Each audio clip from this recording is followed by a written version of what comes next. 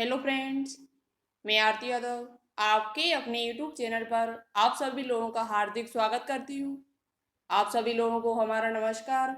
आशा करती हूँ कि आप सभी लोग बहुत ही स्वस्थ होंगे और अच्छे से अपने घर पर पढ़ाई कर रहे होंगे।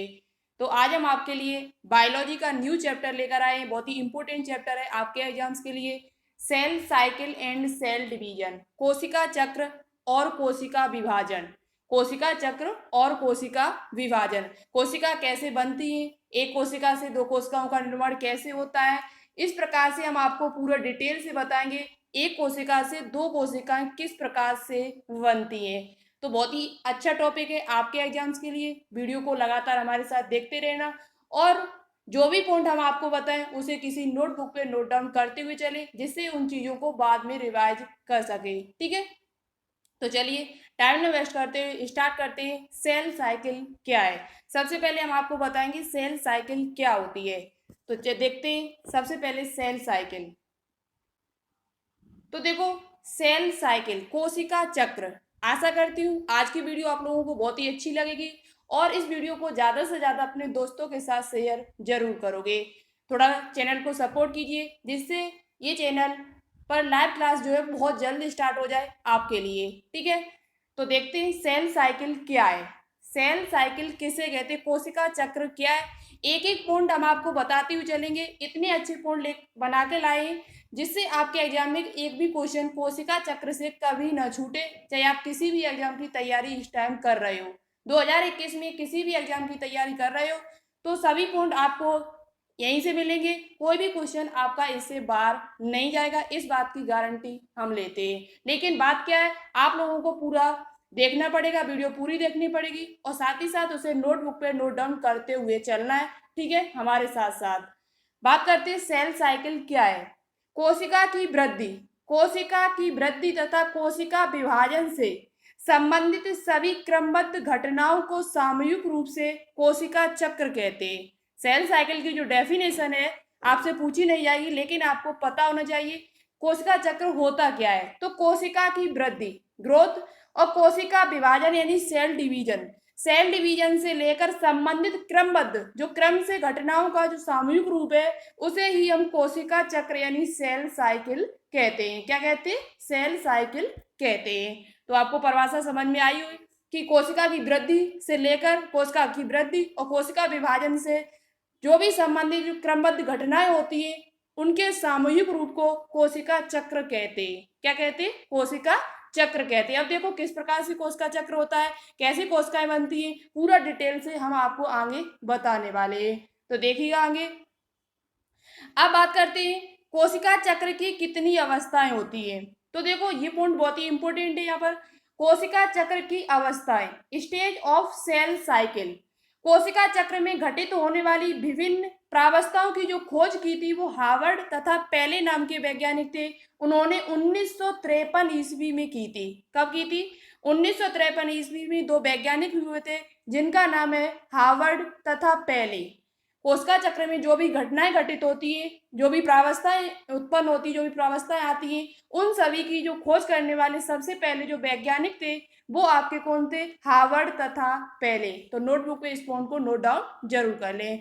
ठीक है, बात करते हैं नेक्स्ट पॉइंट की। मानव कोशिका एक संपूर्ण कोशिका चक्र, मानव कोशिका जो होती है, जो सेल ह्यूमन होती है, सॉरी ह्यूमन सेल जो होती है, वो एक संपूर्ण कोशिका चक्र तथा कोशिका विभाजन पूर्ण करने में उसे 24 घंटे का समय लगता है। कैसे, देखो अभी हम आपको आगे बताते हैं।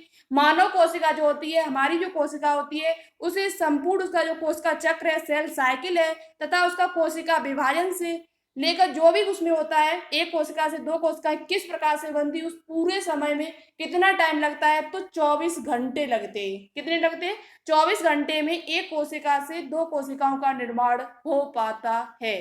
ठीक है, आगे बात करते हैं नेक्स्ट पॉइंट पर। जो भी पॉइंट है उसे नोटबुक पे नोट डाउन करते हुए चले, जिससे आपकी तैयारी और भी बेहतर हो सके। देखो हम आपके लिए इतनी मेहनत कर रहे हैं, पीडीएफ बना के ला रहे हैं, बाकायदा लिख कर ला रहे हैं। अब तो आपको प्रॉब्लम भी नहीं हो, साफ आपको बाकायदा दिखाई दे रहा है।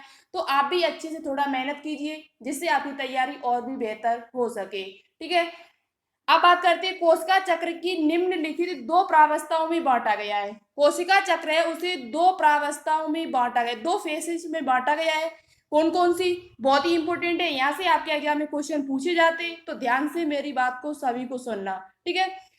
पहली अवस्था हमारी अंतरावस्था, जिसे हम इंटरफेस कहते हैं। पहली जो अवस्था हमारी है वो क्या है? अंतरावस्था।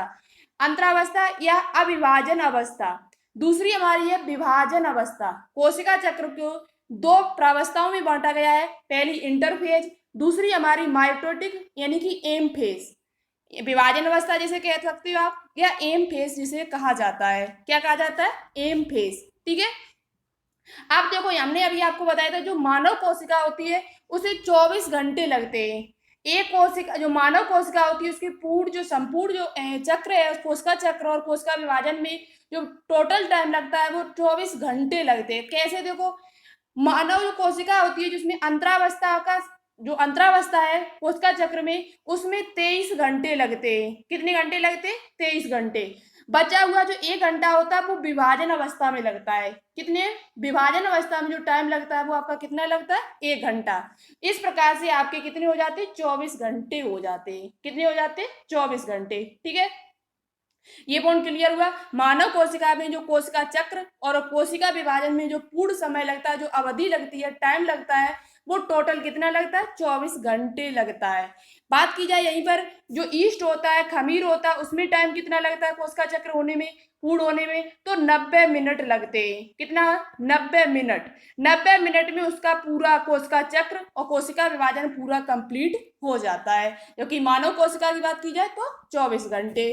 अब बात करते हैं यहाँ पर, तो ये 23 घंटा में पूर्ण होता है। अंतरावस्था जो इंटरफेज होती है वो 23 घंटे में पूर्ण हो पाती है, और ये 1 घंटा इसमें टाइम लगता है।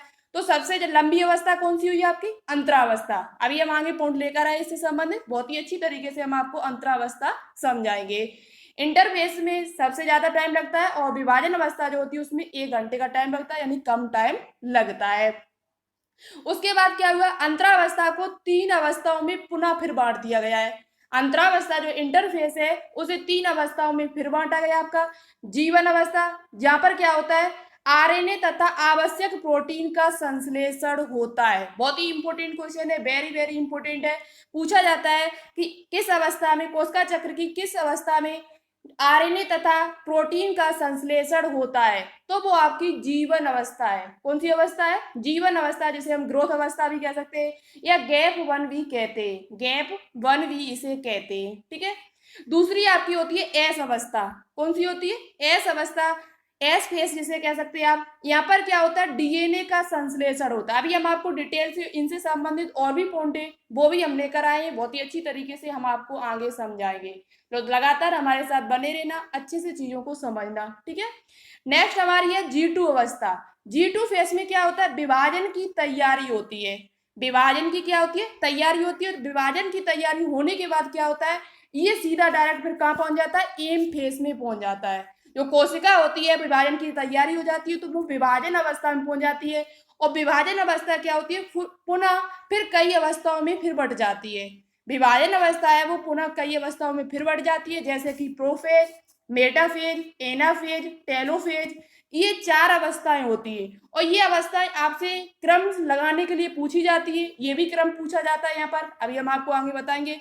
और ये क्रम भी पूछा जाता है, इस क्रम को अभी याद कर लो आप, क्योंकि आगे इसकी जरूरत पड़ेगी। पूछा जाता है कि विभाजन अवस्था जो एम फेज होती है उसका क्रम से उसे लगाइए। तो क्या है? सबसे पहले प्रोफेज, फिर उसके बाद क्या है? मेटाफेज, उसके बाद क्या है? एनाफेज, उसके बाद क्या है? Telophase, telophase. आप कैसे याद करोगे? तो याद करने का जो तरीका है, जो हमने ट्रिक्स बनाई है, उसे ध्यान से सुनना। पीएम आते हैं, पीएम यानी पी से प्रोफेज, एम से मेटाफेज, ए से एनाफेज, और टी से क्या हो जाएगा? टेलोफेज। तो आप याद कर सकते हो, पीएम आते हैं, पीएम आते हैं, ये इसकी ट्रिक्स हो जाएगी, और आप इससे याद भी कर सकते हो। पीएम आते हैं, पीएम आते हैं, आ से एलोफेज और टी से टेलोफेज, टीलोफेज। तो ये क्रम बहुत ही इंपॉर्टेंट है, इसे अच्छे से याद कर लेना। ट्रिक्स कैसी लगी कमेंट बॉक्स में कमेंट करके जरूर बताना, ठीक है।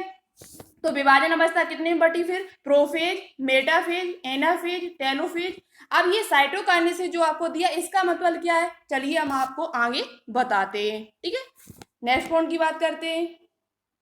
नेक्स्ट आपका है मानव कोशिका कोशिका विभाजन की कुल समय की 95% जो 95% जो समय होता है वो अंतरावस्था में लग जाता है। 95% जो समय, क्योंकि हमने आपको बताया है सबसे लंबी अवस्था जो आपकी होती है वो इंटरफेज होती है, क्योंकि इसमें जो टाइम लगता है वो आपका 23 घंटा लगता है। कितना लगता है? 23 घंटा लगता है। तो 95% जो समय होता है वो अंतरावस्था में लगता है, यानी कि इंटरफेज में आपका लगता है। कभी कभार पूछ लिया जाता है कि मानव कोशिका विभाजन में कुल समय यानी 95% जो समय वो किस अवस्था में लगता है, तो वो आपका 95% समय वो अंतरावस्था यानी इंटरफेस में लगता है। बात करते हैं आगे। तो बचा हुआ जो 5% होगा वो किस में लगेगा? एम फेस में। कितने लगेगा? एम फेस में। बचा हुआ जो 5% समय है वो आपका एम फेस यानी माइटोसिस जो फेस होती है उसमें आपका लग जाता है, माइटोसिस में। अब देखो ये कैरियोकाइनेसिस जो वहां पर लिखा था वो उसका मतलब क्या था साइटोकाइनेसिस का? तो जो एम फेस होती है उसे दो भागों में फिर बांट दिया गया। एम फेस को दो भागों में बांटा गया। यहाँ से आपके एग्जाम में क्वेश्चन पूछा जाता है। पहला हमारा है कैरियोकाइनेसिस और दूसरा हमारा है साइटोकाइनेसिस। कैरियोकाइनेसिस का मतलब क्या होता है? तो केंद्रक का विभाजन। पूछा जाता है केंद्रक के विभाजन को क्या कहा जाता है? एम फेस में केंद्रक का विभाजन जब होता है कोशिका के अंदर तो उसे क्या कहा जाता है? तो उसे कैरियोकाइनेसिस कहा जाता है। क्या कहा जाता है? कैरियोकाइनेसिस कहा जाता है। और साइटोकाइनेसिस क्या है? तो कोशिका द्रव्य का जब विभाजन होता है तो उसे साइटोकाइनेसिस कहा जाता है। ये दोनों पॉइंट आपके एग्जाम्स के लिए वेरी वेरी इंपॉर्टेंट है, तो इन्हें दोनों को नोटबुक पे नोट डाउन जरूर करना। कैरियोकाइनेसिस का मतलब क्या होता है? केंद्रक का विभाजन। और साइटोकाइनेसिस का मतलब क्या होता है? तो कोशिका द्रव्य का विभाजन। अभी हम लास्ट में आपसे क्वेश्चन भी करेंगे, तो ध्यान से हर चीज को सुनते हुए चलना है। नेक्स्ट पॉइंट की बात करते हैं। अब बात करते हैं अंतरावस्था। एक एक करके सभी पर बात करेंगे, चाहे आपकी प्रोफेज हो, चाहे जीवन अवस्था हो, चाहे G2 अवस्था हो, चाहे एस अवस्था हो, सभी पर लगातार हम बात करेंगे। बहुत ही अच्छी तरीके से डिटेल से प्रत्येक पॉइंट को बताते हुए चलेंगे। ठीक है, आशा करती हूँ आज की वीडियो आप लोगों को अच्छी भी लग रही होगी। तो प्लीज इस वीडियो को लाइक कर दें अभी तक ना किया हो, और शेयर ना किया हो तो प्लीज इस वीडियो को शेयर कर दें। और नए स्टूडेंट्स हमसे यार जुड़ रहे हो आप तो प्लीज इस चैनल को सब्सक्राइब करके बेल आइकन को प्रेस ऑल को क्लिक जरूर कर लें। ठीक है, अब बात करते हैं अंतरावस्था क्या होती है। तो यह कोशिका चक्र की सबसे लंबी अवस्था है। पहला पॉइंट तो यही क्लियर हुआ आपसे। पहला पॉइंट यहाँ नोटबुक पे नोट डाउन करना कि यह कोशिका चक्र की सबसे लंबी प्रावस्था होती है। कौन सी? अंतरावस्था, इंटरफेस। इस अवस्था में कोशिका में वृद्धि होती है तथा डीएनए का रेप्लिकेशन होता है, प्रतिकृतिकरण। इस अवस्था में क्या क्या होता है? अंतरावस्था जो होती है उसमें क्या होता है? इस अवस्था में कोशिका में वृद्धि होती है, ग्रोथ होती है। उसके साथ साथ क्या होता है? डीएनए का रेप्लिकेशन होता है। पूछा जाता है आपसे अंतरावस्था में क्या होता है, तो कोशिका में वृद्धि होती है और साथ ही साथ उसमें डीएनए का रेप्लिकेशन भी होता है। ठीक है, डीएनए का एक डीएनए से दो डीएनए का बनना। अब बात करते हैं इंटरफेस को तीन अवस्थाओं में विभाजित किया गया। अभी हमने आपको बताया पीछे, G1 फेज, एस फेज और G2 फेज। अब एक एक करके हम इन पर बात करते हैं, एक एक करके इन पर बात करते हैं। G1 फेज क्या होता है, एस फेज क्या होता है, G2 फेज क्या होता है। तो G1 फेज, उसके बाद एस फेज आता है, उसके बाद G2 फेज आता है। ये क्रम भी आपसे पूछा जाता है कि कोशिका चक्र का क्रम बताइए। तो सबसे पहले G1 फेज, उसके बाद एस फेज, उसके बाद G2 फेज, उसके बाद एम फेज आता है। ये क्वेश्चन आपके सीपी नेट 2017 का पूछा हुआ क्वेश्चन है। ये जो क्वेश्चन है सीपी नेट 2017 का पूछा हुआ क्वेश्चन है कि कोशिका चक्र की जो इंटरफेस है उसे क्रम से लगाइए। तो क्रम क्या है उसका अभी हम आपको आगे बताएंगे, और पहले बता चुके हैं पहले ही। ये सबसे पहले G1 आएगा, उसके बाद एस आएगा, उसके बाद G2 फेस आता है, उसके बाद आपका क्या आता है, एम फेस आता है। तो इस प्रकार से आपसे क्रम भी पूछा जाता है, तो अच्छे से इसे याद कर लेना क्योंकि ये पूछा हुआ क्वेश्चन है सीपी नेट 2017 का। नेक्स्ट क्वेश्चन की बात करते हैं, सॉरी, अब बात करते हैं कि G1 फेस क्या होता है। G1 फेस या गैप वन फेस, इसे G1 फेस या गैप वन फेस भी कहा जाता है। और ये सबसे प्रारंभिक अवस्था यानी सबसे प्रारंभिक प्रावस्था होती है। सबसे पहली जो अवस्था होती है इंटरफेस की वो क्या होती है, G1 फेस होती है। अब इसमें क्या होता है, कोशिका के अंदर, एक कोशिका के अंदर इसमें क्या क्या होता है, तो चलिए पॉइंट पर बात करते हैं। इस अवस्था में कोशिका वृद्धि का करना तथा उसके आकार में वृद्धि होती है।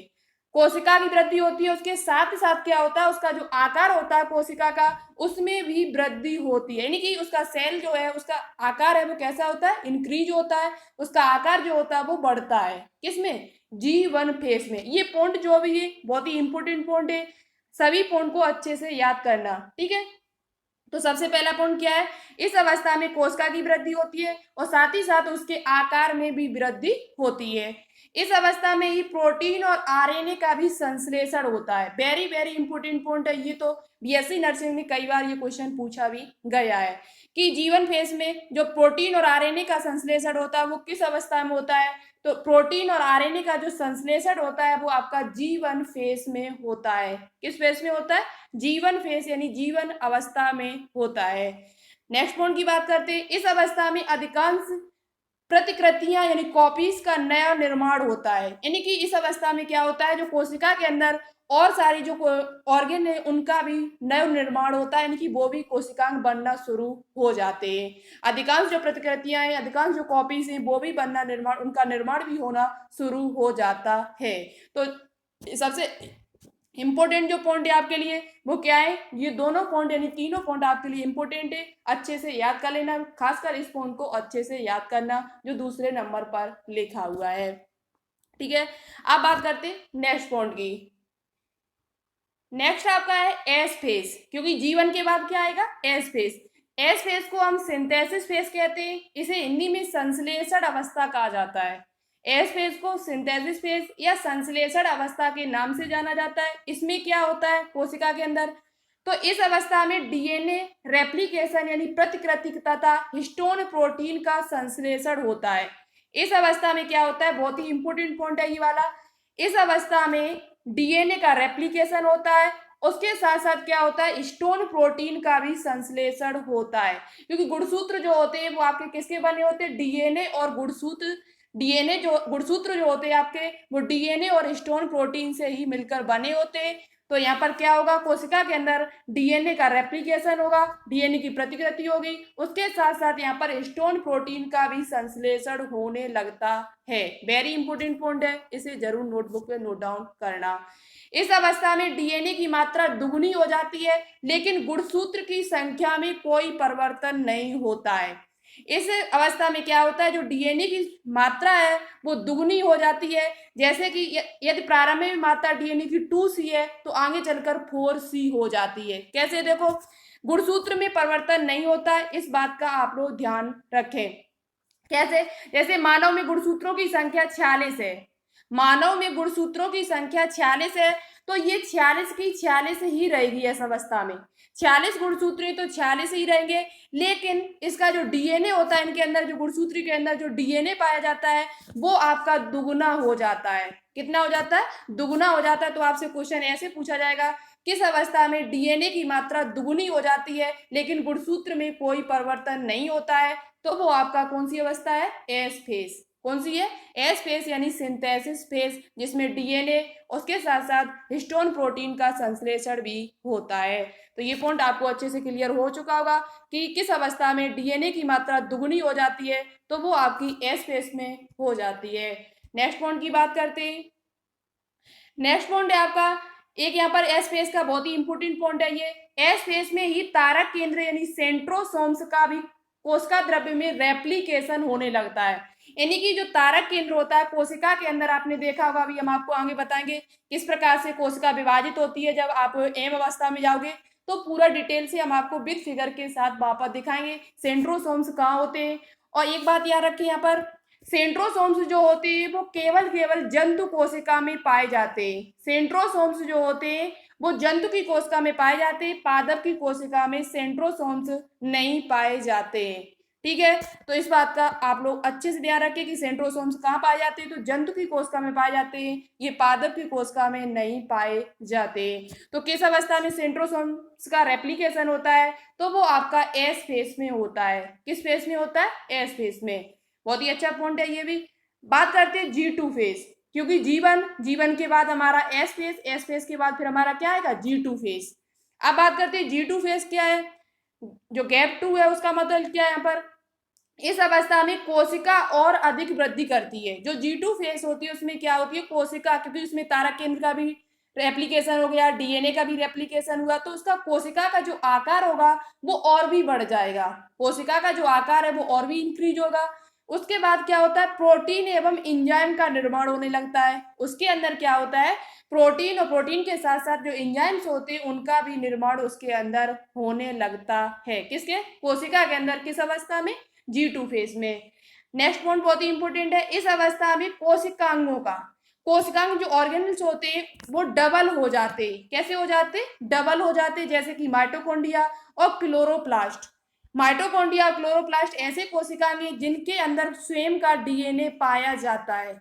जिनके अंदर स्वयं का डीएनए पाया जाता है, ये हमने आपको जब सेल पढ़ाया था, सेल बायोलॉजी पढ़ाया था, बहुत ही डिटेल से हमने आपको माइटोकॉन्ड्रिया और क्लोरोप्लास्ट के बारे में बहुत ही अच्छी तरीके से वहां पर समझाया हुआ है। आप वहां पर देख सकते हो, बहुत ही अच्छी तरीके से वहां पर समझा, और इससे क्वेश्चन भी आपके एग्जाम में पूछे जाते हैं। एक क्वेश्चन यहाँ पर सबसे अच्छा तो यही बनता है कि कोशिका के अंदर ऐसे कौन से कोशिकाएं हैं जिनमें स्वयं का डीएनए पाया जाता है, तो वो आपके माइटोकॉन्ड्रिया, उसके साथ साथ क्लोरोप्लास्ट।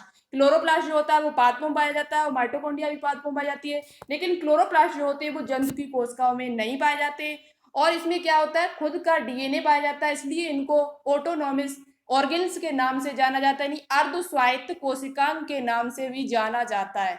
अर्ध स्वायत्त कोशिकांग कौन कौन से होते हैं, अर्ध स्वायत्त कोशिकांग, अर्ध स्वायत्त कोशिकांग कौन कौन से होते हैं से पूछा जाए तो वो आपके माइटोकॉन्ड्रिया और क्लोरोप्लास्ट होता है। ठीक है, तो किस अवस्था में पूछा जाए कि कोशिकांग जो होते हैं वो डबल हो जाते हैं, तो वो आपके G2 फेस में होता है। किस में होता है, G2 फेस में कोशिकांग जो होते हैं वो डबल हो जाते हैं, उनका डुप्लीकेशन हो जाता है। एक कोशिकांग से दो कोशिकांग बन जाते हैं, यानी एक होगा तो उससे कितने हो जाएंगे, दो हो जाएंगे, जैसे कि माइटोकॉन्ड्रिया और क्लोरोप्लास्ट। ठीक है, नेक्स्ट पॉइंट की बात करते हैं। नेक्स्ट पॉइंट है कि इस अवस्था के बाद ही एम फेज का आरंभ हो जाता है। अभी हमने आपको जब शुरुआत की थी तो वहां पर कोशिका चक्र को जब हमने विभाजन किया था दो भागों में, एक हमने अंतरावस्था और दूसरी आपकी एम फेज यानी इंटरफेज, और दूसरी आपकी एम फेज जब बताई तभी हमने आपको बताया था कि ये क्या होता है, जब G2 फेज लास्ट होता है, G2 फेज के बाद जो सबसे फिर क्या होगा, एम फेज आता है। तो किस अवस्था के बाद एम फेज आता है, तो वो आपका G2 जो अवस्था होती है उसी के बाद हमारा क्या आता है, एम फेज आरंभ हो जाता है, यानी कि विभाजन की तैयारी हो जाती है। किसकी तैयारी होने लगती है, विभाजन की तैयारी किसके बाद होती है, तो आपसे पूछा जाए तो G2 अवस्था के बाद विभाजन की तैयारी होने लगती है। और नेक्स्ट पॉइंट है हमारा सेल साइकिल का क्रम। ये क्वेश्चन आपके सीपी नेट 2017 में पूछा हुआ क्वेश्चन है, बहुत ही इंपॉर्टेंट है। ऐसे ही क्वेश्चन आपके एग्जाम में पूछे जाते हैं। तो ठीक है, तो क्या है हमारा क्रम, G1, सबसे पहले G1, उसके बाद S, उसके बाद G2, उसके बाद M। G1 S G2 M, सबसे पहले G1 आएगा, फिर S उसके अंदर, फिर उसके बाद G2, फिर उसके बाद M। ये कोशिका का क्रम है, सेल साइकिल का जो क्रम है वो इस प्रकार से आपका होता है। तो इसे अच्छे से याद कर ले, बहुत ही इंपॉर्टेंट है आपके एग्जाम्स के लिए। नेक्स्ट पॉइंट की बात करते हैं। अब बात करते हैं कि G0 फेस क्या होता है। देखो, G1 G2 हो गया, S हो गया, M हो गया, लेकिन उसके बाद एक फेस और आता है जिसे हम G0 फेस कहते हैं। क्या कहते हैं, G0 फेस कहते हैं। इसका मतलब क्या होता है, तो G0 फेस में इस अवस्था में क्या होता है, शांत अवस्था भी इसे कहते हैं। क्विसेंट फेस के नाम से इसे जाना जाता है। पूछा जाता है किस अवस्था को क्विसेंट यानी शांत अवस्था कहा जाता है, तो इस जो G0 फेस होता है, G0 जो फेस होता है उसे हम शांत अवस्था भी कहते हैं, उसे हम ब्राह्म अवस्था के नाम से भी जानते हैं। इस अवस्था में क्या होता है, कोशिका विभाजन जो होता है, जैसे ही कुछ कोशिकाएं ऐसी होती है हमारे शरीर में जो G0 फेस में पहुंच जाती है, फिर दोबारा वो विभाजित कभी नहीं होती, वो स्थायी वहीं पर जैसी है वैसी बनी रहती है, उनमें कोशिका विभाजन नहीं होता है। उनमें जो कोशिका विभाजन होता है वो नहीं होता है, वो शांत अवस्था में पहुंच जाती है, जैसे कि तंत्रिका कोशिका और हृदय की कोशिका, मसल की कुछ कोशिकाएं होती है। ये जो कोशिकाएं होती है वो आपके G0 फेस में आती है। तंत्रिका कोशिका, ये जो पॉइंट है बहुत ज्यादा पूछा जाता है कि तंत्रिका कोशिका है वो किस फेस में, यानी G0 फेस का उदाहरण सबसे अच्छा क्या है, तो वो आपका तंत्रिका कोशिका है। ऐसी कोशिका है जो जीवन में एक बार, यानी कि जीवन में एक बार बन गई तो दोबारा ये विभाजित नहीं होती है, जीवन भर जैसी है वैसी हमेशा रहती है। तो यदि आपसे G0 फेज के उदाहरण पूछे जाएं तो आप तंत्रिका कोशिका और हृदय कोशिका बता सकते हो। इसे शांत अवस्था और विराम अवस्था के नाम से भी जाना जाता है। ठीक है, नेक्स्ट देखो बचा हुआ आपका एम फेज बचा। एम फेज में आपके जो प्रोफेज, एनाफेज, हमने आपको ट्रिक्स बताई है बाकायदा। पीएम आते, पीएम आते, एक बार हमने आपको फिर दोहरा दिया।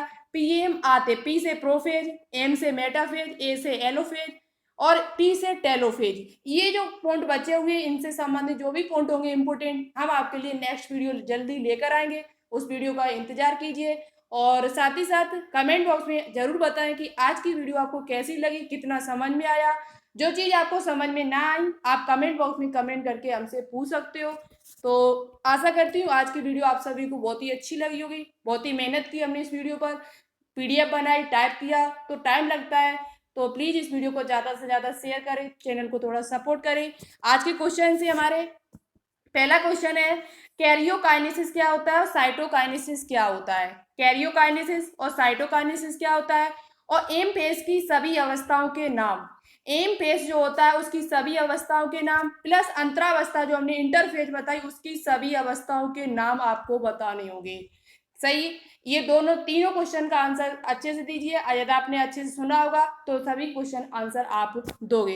एक क्वेश्चन और है, जीवन फेस में किसका निर्माण होता है। जीवन फेस जो होती है उसमें किस चीज का संश्लेषण होता है, ये क्वेश्चन भी आपको बताना होगा कमेंट बॉक्स में कमेंट करके। तो चलिए आज के लिए इतना ही, नेक्स्ट वीडियो का वेट करना, जल्दी हम आपको वो नेक्स्ट वीडियो लेकर आएंगे। Okay, thanks for watching this video. जय हिंद, वंदे मातरम।